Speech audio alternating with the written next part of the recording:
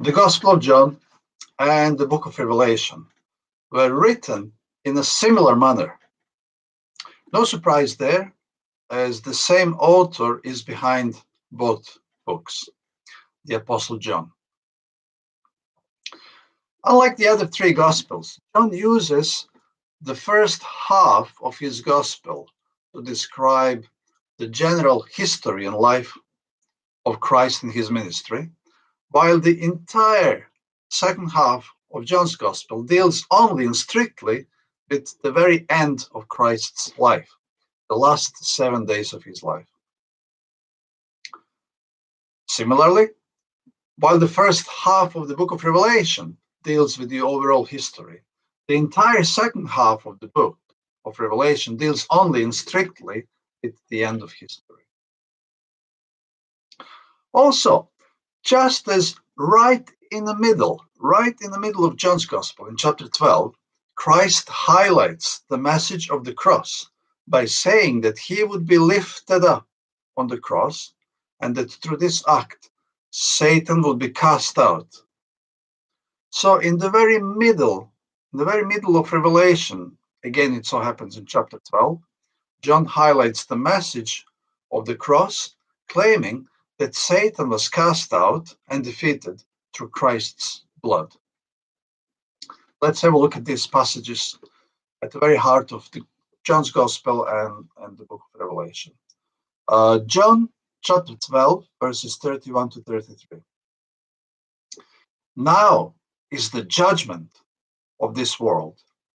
Now the ruler of this world will be cast out. And I, if I am lifted up from the earth, will draw all to myself. This he said, signifying by what death he would die. Then Revelation chapter 12, verses 9 to 12. So the great dragon was cast out, that serpent of old, called the devil and Satan, who deceives the whole world. He was cast to the earth, and his angels were cast out with him. Then I heard a loud voice saying in heaven, Now, salvation and strength and the kingdom of our God and the power of Christ have come. For the accuser of our brothers, who accused them before our God day and night, has been cast down. And they overcame him by the blood of the Lamb, and by the word of their testimony, and they did not love their lives to the death. Therefore, rejoice, O heavens, and you who dwell in them. Woe to the inhabitants of the earth and the sea. For the devil has come down to you, having great wrath, because he knows that he has a short time. John's Gospel tells us, now is the judgment of this world. Now the ruler of this world will be cast out. And the Revelation refers to this same event by saying, so the great dragon was cast out. If we read only John's Gospel, we may be under impression that the devil was cast out from this world, planet Earth, because of the cross. But that is not what Jesus told us in the Gospel. He only said that the devil would now be cast out. Nothing changed on this planet, in this world, when Christ died on the cross. We still have famines, earthquakes, diseases, and all kinds of suffering. We still have all kinds of oppressions and abuses going on. So the evil still reigns in this world. In the book of Revelation, we have additional light about the effect of the cross, as we are told that when Christ died, the devil was cast out from heaven. So it was not the earth that was changed through the cross, but as John tells us, it was the heavenly realm that was deeply and fundamentally affected by the cross.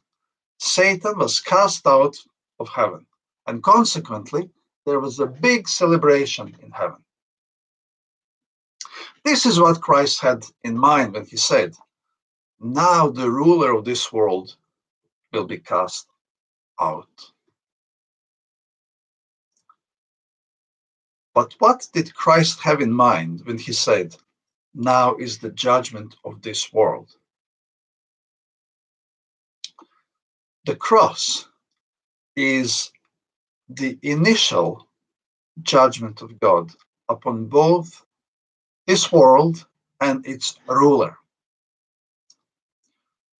Sometimes people are under a mistaken impression that Christ was a victim on the cross. That is not the case in John's writings, not at all. In John's Gospel and in Revelation, Christ was not a victim, but he was clearly the victor on the cross. John's Gospel gives us a unique perspective on the final night of Christ's life on earth, or Gethsemane, that we do not find in any of the other Gospels. John chapter 18, verses 3 to 6. Then Judas, having received a detachment of troops and officers from the chief priests and Pharisees, came there with lanterns, torches, and weapons. Jesus, therefore, knowing all things that would come upon him, went forward and said to them, "Whom are you seeking?" They answered him, "Jesus of Nazareth." Jesus said to them, "I am." And Judas, who betrayed him, also stood with them. Now, when he said to them, "I am," they drew back and fell to the ground. They drew back and fell to the ground. When Christ said, "I am," all those who came to arrest him fell to the ground. And some people point out that the statement "I am" refers to God's name, the name God told Moses from the burning bush, "I am that I am." Of course, it is easy to say things, but Jesus did not just speak. As when he said, "I am," the divine pulse emanated from him and shook the very fabric of space-time, so that the soldiers and all those with them lost their footing and fell to the ground. For a brief moment, Christ demonstrated to all of them who he really and truly was. And without actually saying anything, he showed to them that he had power over them, and that at any point he had power and the option to throw them all back into the dust of the earth if he wanted to. And without saying it, he indirectly told them, "You are not taking me. I am going with you. This is not your choice. You do not have power over me. It is my choice, as I have power over you." It was his choice. But why would he choose the cross? That doesn't make sense to this world. This world does not take kindly to the scandalous humility of Christ on the cross. In our very being, in our very nature, all of us have hostility towards the cross because it is in conflict with our nature. Each human being, with their deeply seated desire and need for self-preservation, self-promotion, and self-exaltation, is an affront to Christ crucified. We all tend to seek better and higher things in this life. And this is the direction in which we as humans traverse. Christ journeyed in the opposite direction as he descended from a higher dimension into the lower regions of this flatland. And so he willingly imposed extreme limitations upon himself.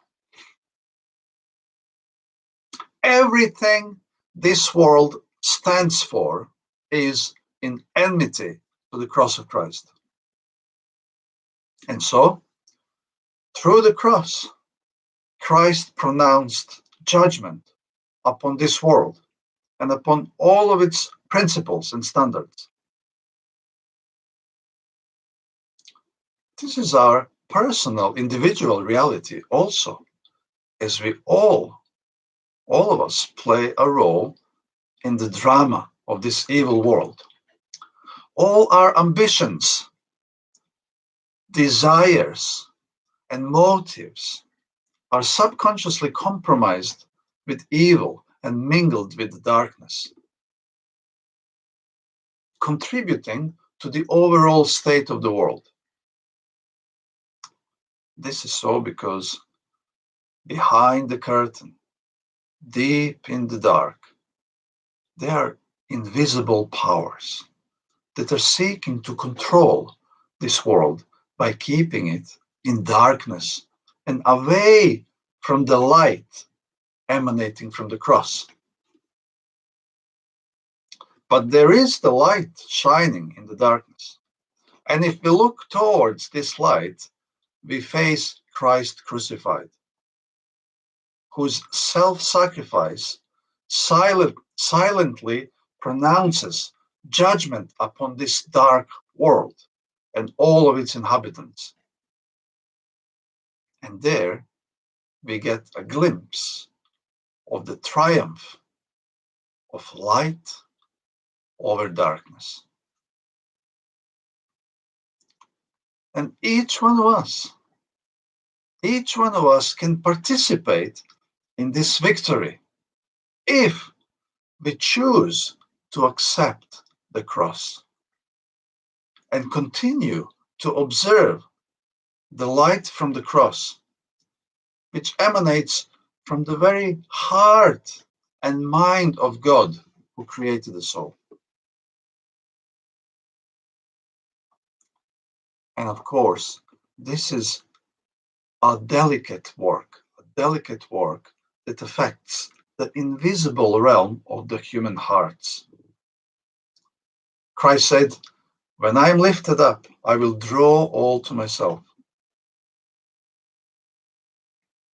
At the same time, another invisible realm was affected by the cross in a much more dramatic and pronounced manner. Through the cross, the devil was cast out of heaven. Prior to the cross, Satan was still influential in heaven, accusing us day and night before God. But through the blood of the Lamb, Satan completely lost influence in the heavenly realm. And his accusations have no power anymore. All these became void, annulled, and cancelled. The cross is the stage one of God's judgment plan. And if you want to hear the full story of what took place on the cross, go to the playlist entitled Jesus on the Cross at the Center of the War Between Good and Evil on this YouTube channel.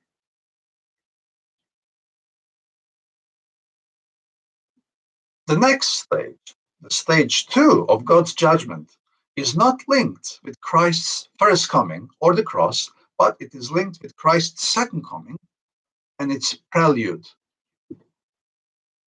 Stage 2 of the judgment is announced in Revelation chapter 11 and is linked with the final or the seventh trumpet and with the final or the third woe that would come upon this earth. Revelation 11, 18 and 19. The nations were angry, and your wrath has come, and the time of the dead that they should be judged, and that you should reward your servants, the prophets and the saints, and those who fear your name, small and great, and should destroy those who destroy the earth. Then the temple of God was opened in heaven, and the ark of his covenant was seen in his temple. And there were lightnings, noises, thunderings, an earthquake, and great hail. This initial message of the stage 2 of God's judgment is expounded further in Revelation 15, where this judgment begins through the outpouring of the 7 last plagues, leading up to the second coming. Revelation 15, 4-8. Who shall not fear you, O Lord, and glorify your name? For you alone are holy. For all nations shall come and worship before you, for your righteous judgments have been manifested. After these things I looked, and behold, the temple of the tabernacle of the testimony in heaven was opened. And out of the temple came the 7 angels having the 7 plagues, clothed in pure bright linen, and having their chests girded with golden bands. Then one of the 4 living creatures gave to the 7 angels 7 golden bowls full of the wrath of God, who lives forever and ever. The temple was filled with smoke from the glory of God and from his power, and no one was able to enter the temple till the 7 plagues of the 7 angels were completed. In both chapters 11 and 15, there is a key feature highlighted: the Ark of the Covenant, or the Ark of the Testimony. In chapter 11, where the judgment is initially introduced, the temple in heaven is opened and the Ark of the Covenant becomes visible. In chapter 15, the Ark of the Covenant opens, the lid comes off. The question is, what do we see in the Ark of the Covenant when its lid is removed? You can figure this out for yourself. Then the temple is filled with smoke so that no one can come into it until it's all over. So to sum it up, in chapter 11, the temple is opened and the Ark of the Covenant becomes visible. In chapter 15, the Ark of the Covenant is opened and then the temple is closed and no one can come into it.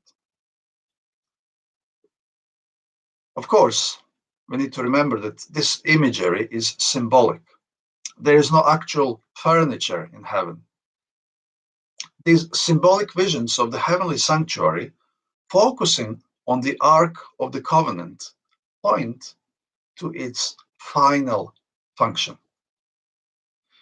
It is a representation of the final judgment.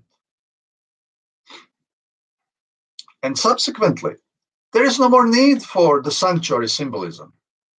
And as you read the rest of the book, at the very end of the book of Revelation, we are told that there is no more sanctuary because God and the Lamb are the sanctuary, or God and the Lamb are the temple. When the symbols become the reality, there will be no need for religious items anymore because we will be able to approach God directly, face to face.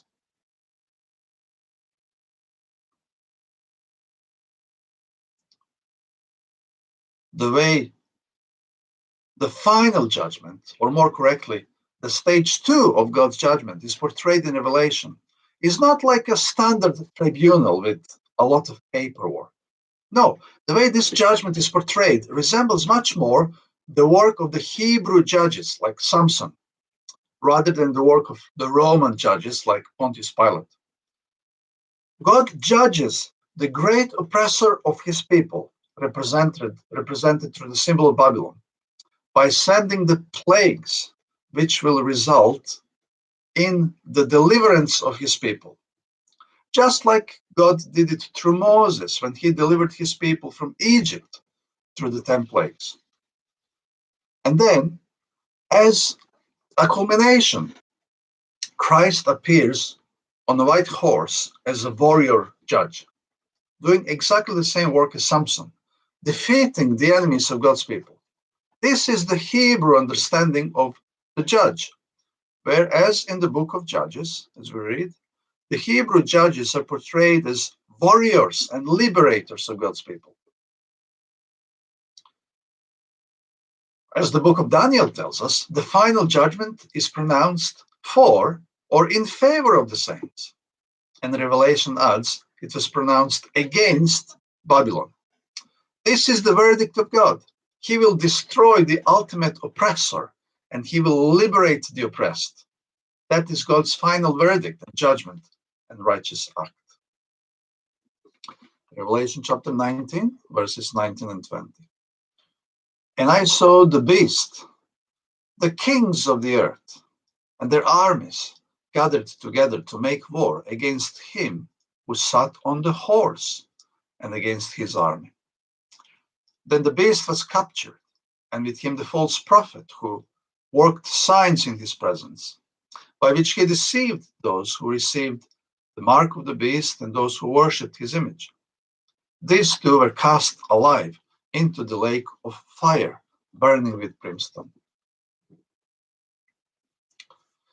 Just as God judged Egypt to liberate the Israelites, so at the end of history, God will judge the symbolic Babylon to liberate his people from this ultimate oppressor. The slaves shall be set free. The oppressed shall be released. I keep repeatedly calling this event the final judgment. And it is true as far as God's people are concerned. But there is actually one more stage, the third stage of God's judgment. As mentioned in the previous presentation, Revelation 20 tells us that all those who suffered for the word of God and for the testimony of Jesus will be seated on the thrones, and judgment will be committed to them during the 1,000 years or during the Sabbath rest of the planet Earth. What is this judgment?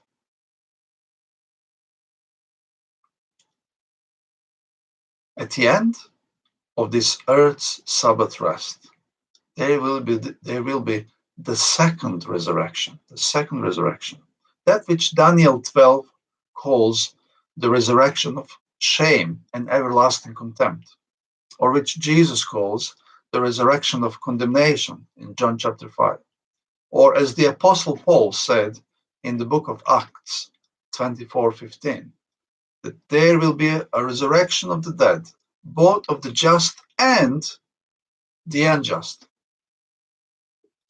This third stage of judgment is not about the mega oppressive powers.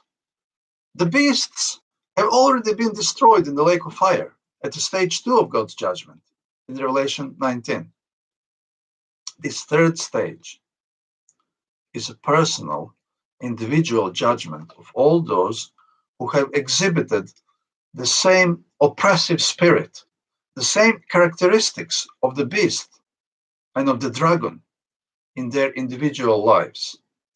All those who have refused and failed to repent and have remained loyal to Satan until the very end.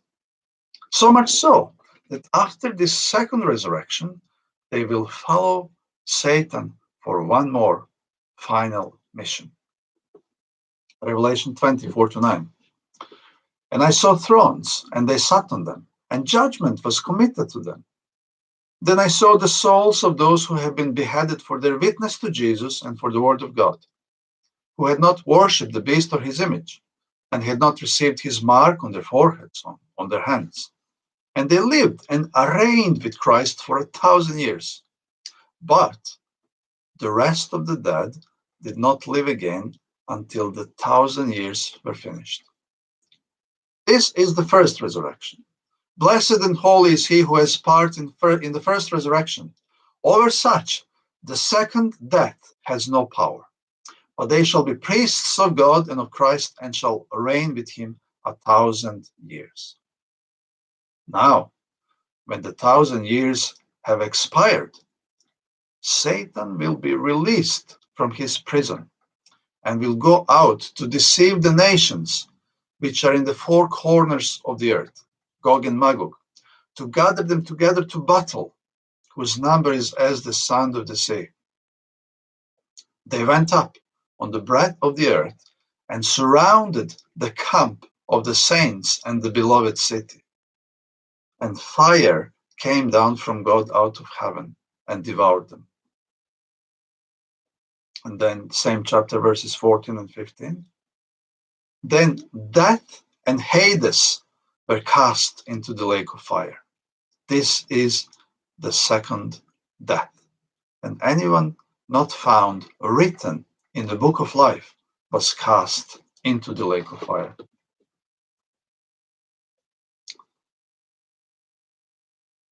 Whatever this fire from heaven and the lake of fire means, whether it is literal fire or a symbolic image of the utter destruction, where people will revert back into the dust of the earth, whence they originally came from. In any case, this is not a process. It's not a process, but it is one final righteous act of God. There is no such thing as the eternal hell, but there is the eternal loss. The eternal loss of all those who choose to turn away from God. This final destruction of every trace of evil in this world is called the second death. Following this, all pain will cease to exist. Pain will cease to exist. It will never be experienced by anyone else ever again. Revelation 21:4. There shall be no more pain, for the former things have passed away. No pain of any kind will be experienced by anyone else ever again. The third stage of God's judgment eradicates every remaining aspect of the old, former world in preparation for the creation of the new earth. And with that, God's work of judgment is complete.